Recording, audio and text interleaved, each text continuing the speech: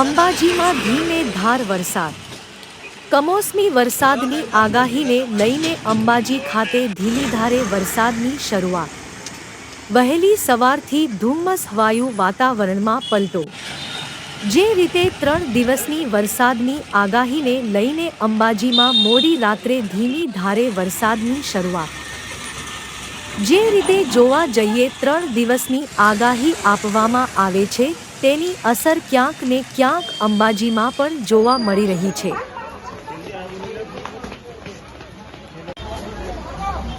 જે રીતે તેમના પાકમાં ઘઉં, અરેંડા તેમજ અન્ય ભાગમાં નુકસાનીનો વારો આવે તેવું પણ જોવા મળી રહ્યું છે.